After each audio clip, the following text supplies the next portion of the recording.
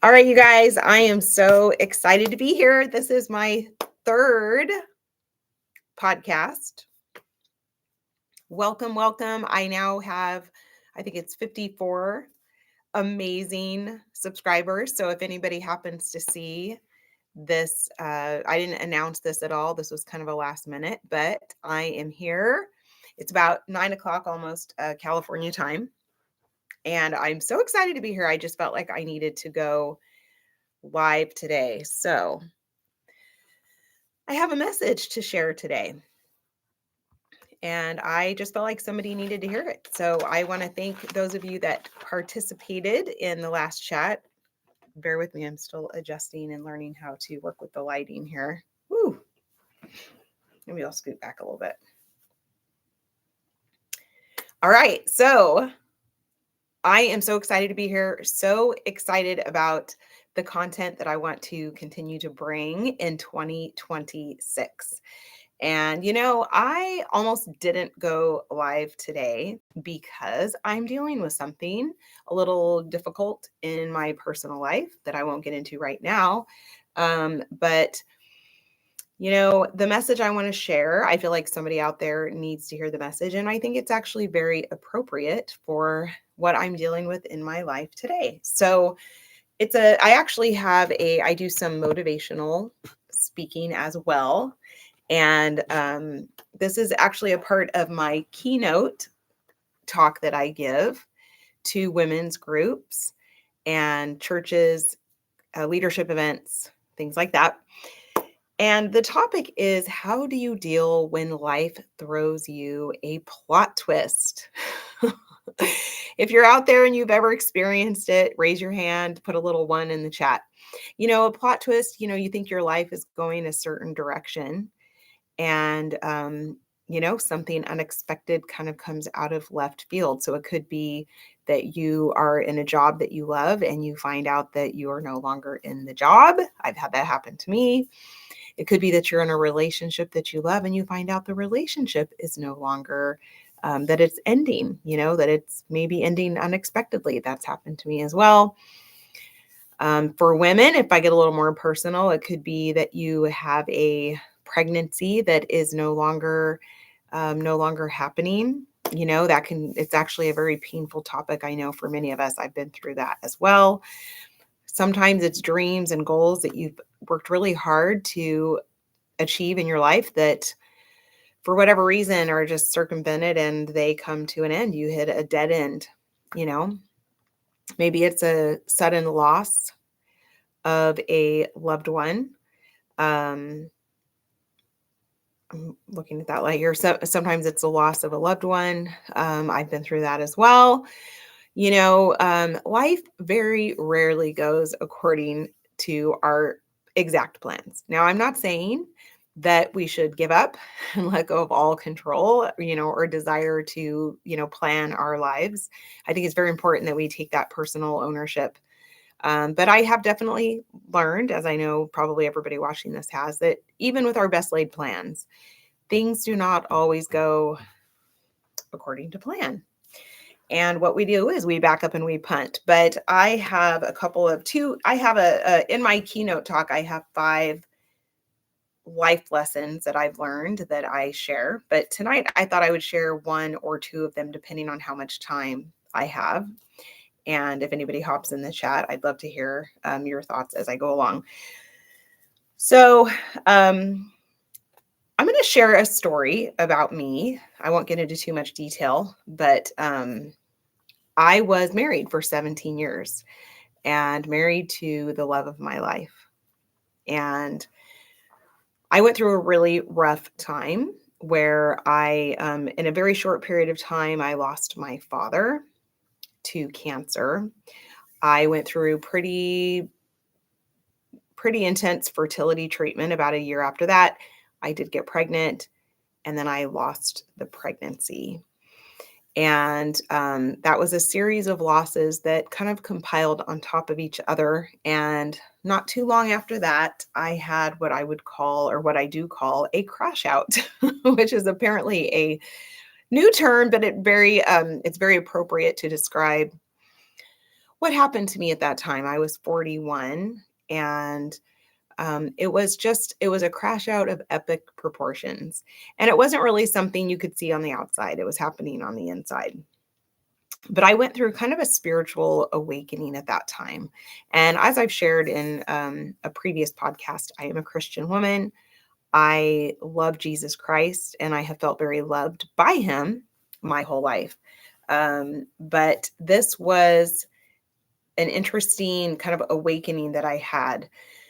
And without, again, going into too much detail, I go into more detail in my keynote. So maybe someday I'll share that here. But through this process, this kind of moment, it was a particular day. It was in May, actually May 13th of 2013. I had a moment where I was looking in the mirror at myself, and I was, my body was pretty beat up from the fertility treatment, pretty beat up from the miscarriage. That was a kind of a traumatic experience as well. Did not go as the doctor told me it would. It was pretty brutal. And I was looking in the mirror, and I started to beat myself up. And I call it the inner bully came out and started just ruthlessly beating me up, talking about how I looked, talking about what kind of example was I. I'm a nutrition coach, health coach. And I was already a very broken woman. And I really don't think I was prepared for, I don't think I had it in me to take any more loss nor any more criticism. But the bully started going, and bear in mind, this wasn't anybody else's voice. This was just mine. And it was very interesting because in that moment, something happened that had never happened before. A louder voice stood up inside of my brain. And she was very powerful, very like a warrior, like a princess warrior princess. And she stood kind of in between this imaginary bully and me.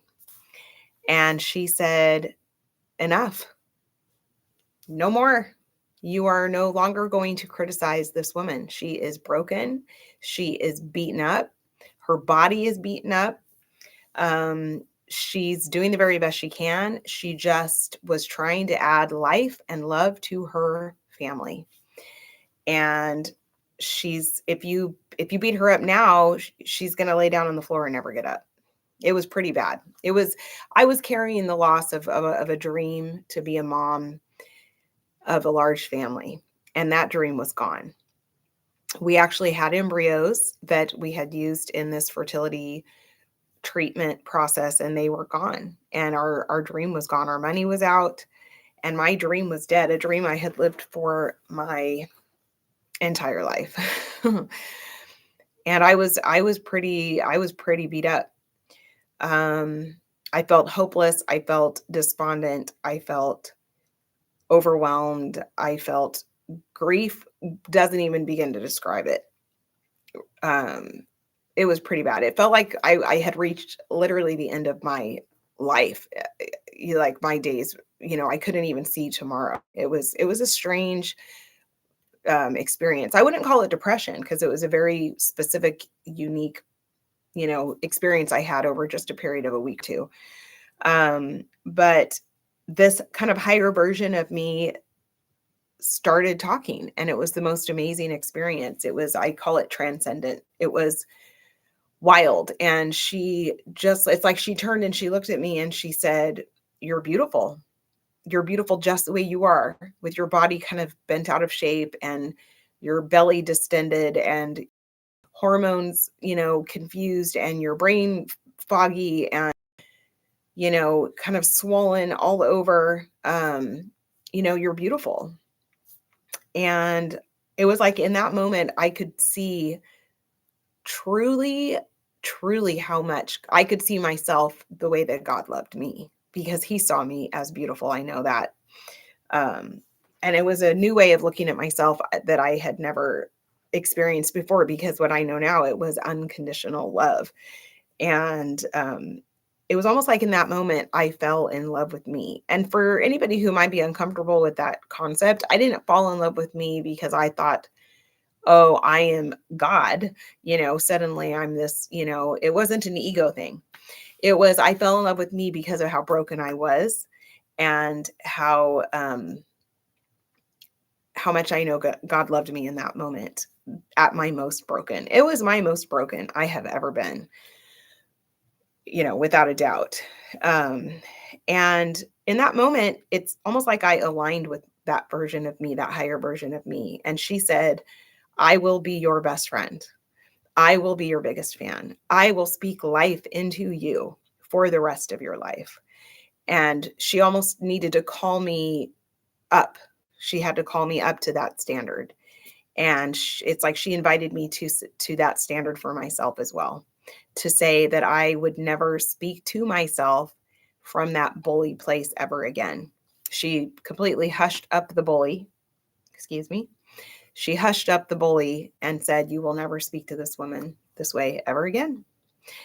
And it was wild. It was a full on kind of like a spiritual transcendent experience, all happening inside of my brain and inside of my heart and inside of my soul. And it probably only took maybe it happened within 5 minutes. I don't even know. But the bully got really quiet and I aligned with this version of me, this higher self version of me. And I said, okay, I kind of took her hand and I said, okay. And she said, you'll never speak to yourself that way again. You will never bully yourself again. You will only ever believe in yourself and speak life into yourself for the rest of your life. And it was a kind of a pact that I made with myself that day. That was 2013 and we're now in 2026, so 13 years ago. And I can say that I have held to that agreement. If ever negative thoughts try to creep in, which of course they try, I know to tell them, I hear you. I acknowledge you're there and I will not dwell on you and I will not receive your message. It is not for me to hear. Now, there's nothing wrong with having, constructive criticism for yourself in with the goal being to grow. I'm all about that. But the bully comes out just to kind of kick you when you're down. The bully has no positive purpose in your life. And I share this story because I work in nutrition with women. I'm actually in my wellness studio right now. And I have worked with hundreds, if not a couple thousand women over the past 20 years. And the number one consistent thing I see from women who come into my studio is how much they bully themselves inside their own head. And I really would love to know, if you're watching this, I'd love to know, why do you think we do that? Where do we learn that? Do we learn that from family, from friends, from teachers, pastors? Is it from something we kind of create in our own head, from, social experiences, comparing ourselves to social media? It's a whole, I actually wrote about it in my book. My book here. It's a real thing. And women in my space will come in here and have no problem obliterating themselves verbally in front of me. So I had to make a rule. This was actually about 15 years ago, 16 years ago when I first started doing this. I noticed that pattern right away. So I had to make a rule when women came into my space. I would say, I have a rule in here that we do not put ourselves down. You can speak kindly to yourself and about yourself in front of me, but in front of me, I will not let you criticize or bully, I should say bully yourself, because it seemed to be a very socially acceptable thing that women did, and it was very painful to hear. I would see a beautiful woman standing in front of me who was capable of so many things, and she was just a litany of verbal abuse was coming out of her mouth towards herself in front of me, as if I was supposed to get on board with that. And, so I think this message, there's somebody out there who needs to hear this today. And I want to share that epiphany that happened inside of me. And I got to know that higher version of me. And it was kind of an interesting new experience for me. to learn to let her speak into me and to truly love myself unconditionally, not only in spite of my imperfections, but because of my imperfections. I love me because I am me. There's nobody else like me. There's nobody else like you. Not all through the span of time before now and through the rest of time until kingdom come, until the world comes to an end. There will be nobody with your exact DNA, except if you're a twin, an identical twin. But even then, you have a unique soul, and it's, I know it's easy to compare yourself to, people around you, people you see on social media. But as I continue to, as the years go by in my life, I've actually become more and more in awe of my uniqueness, including my flaws and my imperfections. Those are the things I actually love about myself the most. And I think those are the things that the people around me love. Maybe they love me in spite of those things, but that kind of transformation that happened in me also transformed how I love others and how I treat others. I have great love for the humanity that I see in other people. The both physically and also, the things you can't see inside. So I did have to learn, that I could be my biggest hero and my biggest fan, because the reality is nobody else is coming to save us. I know it's so hard to hear, but nobody's coming to save you. Nobody's coming to save you. It's brutal personal responsibility. It's a really, it's kind of a brutal thing, but when you realize that and you realize I have to speak life into myself, because I may never hear the things that I want to hear or the things that I need to hear from another person exactly the way that I need to hear them. And that's just the truth. That's just real life. Nobody can read our minds. Everybody else is fighting their own battles. I do have people who speak life into me, and I'm very fortunate for that. But I had to learn to be that for myself first. I'm lucky that I have a son who speaks life into me. He's one of my biggest cheerleaders and fans, and I do that for him. But at the end of the day, that's not his job. It's lovely that he could do that for me, but that's not his job. First and foremost, that is my job. And so one of my little hacks, if you're watching this and you're wondering, like, how do I implement this on a practical level? When I have a morning practice, when I wake up in the morning, I carve out at least 15 minutes, if not more time, to put on some affirmations, to listen to some affirmations in my, with my AirPods, and to speak life into me and to let my faith speak life into me. And I don't know what your faith is. I don't know if you believe in God, but I believe in a God who loves us very, very much. And he sees our divinity that's from him. We're made in the image and the likeness of God. So I not only know I have divinity in me, but I know every human I meet does as well. And, we can focus on the negative and the things we don't like about ourselves. And there is a time and a place for that. I do believe there is a time and a place for that. But first thing in the morning is when I allow myself to receive grace and allow myself to see my divinity and to see, for lack of a better word, to see the greatness that God has put into me that can be used for his purpose on this planet. Our time is very short. And I do believe every single person on the planet has a purpose. And I believe every single person on the planet has a legacy that they can leave behind. So I do a lot of kind of brainwashing. I brainwash myself in the morning. And just like, this is the best example I can give. Just like if you have a houseplant. Houseplants only need a little bit of water, a little bit of sunshine, and there is, a theory that they need a little bit of positive talk as well, and they will thrive. And if you pull that plant away, put it in a corner, put it in, a dark corner, if you don't give it water, if you don't give it sunshine, and maybe I've seen studies done, if you kind of speak abusively to the plant will wither. And it's all the more so for us as humans. So it's really amazing what happens when you become your own best friend and you fall in love with yourself. Again, not in an egotistical, like narcissistic, selfish way, but in a, oh yeah, God has put a lot of good things in me.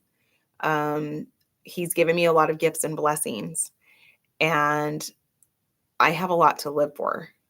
And when you start to see yourself that way, you will see yourself transform. I saw myself transform physically, externally. I transformed on the inside in my heart. I transformed in my mind. It's like I blossomed. It's almost like when you're in a new relationship and you're in puppy love and somebody's kind of like hyping you up all the time. That's the feeling that you will get, but you'll be able to have it for the rest of your life. It's amazing. And I don't know, it's hard to explain, but if you believe in vibrations, which it's a real thing, energetic vibration is a real thing. Basically, what you're doing is you're raising your energetic vibration. So all of a sudden, the people around you are picking up on that and they are responding to you differently. And people are wanting to be around you because of that positive energy. It's like you become your own battery. I often feel like I am my own battery. And other people are blessed from that electricity as well. So it's kind of a wild experience. And if you have never experienced it and you'd like to know more about, how I do it, put some comments in the chat. I've had people ask me kind of how to go about that if you're used to like not liking yourself. The best kind of practical advice I can give is it just takes repetition. So it can take there's a theory that it takes, I think, 7 or 14 repetitions to combat 7 to 14 positive repetitions to combat 1 negative.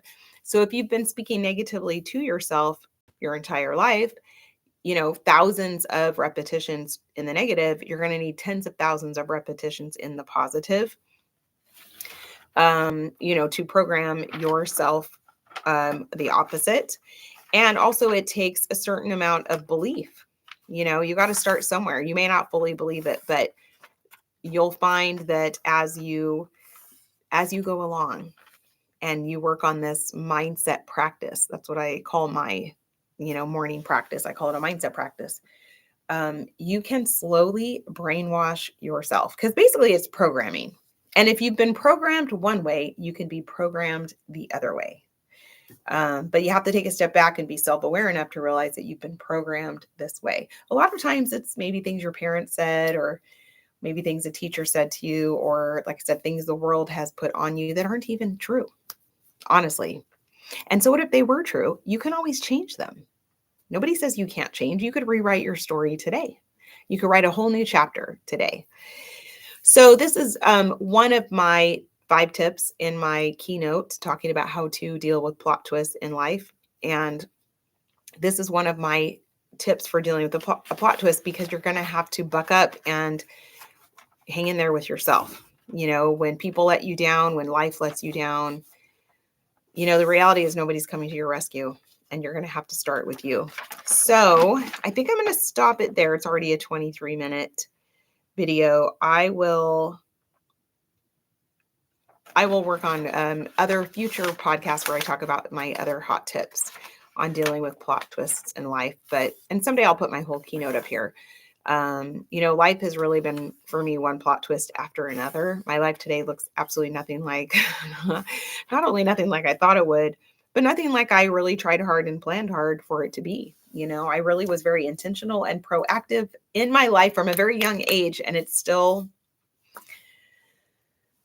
looks a lot different. But I'm very grateful, very thankful. I'm very blessed. And, it's crazy because a lot of the feelings that I desired to create in my life, I've been able to create, even though they look very, very different. So I see many blessings in my life, and I know God has had his hand on my life the entire time. And so I feel nothing but gratitude. So with that said, if you have watched this, I'd appreciate if you would click on the like button. Apparently that helps get the stream into, or gets this into other people's in front of their faces. And if you would comment, if you got something from this, or if you have a contribution to this topic, I would love that too. With that said, I'm going to peace out. I will see you guys later, and I hope you have a lovely rest of your day.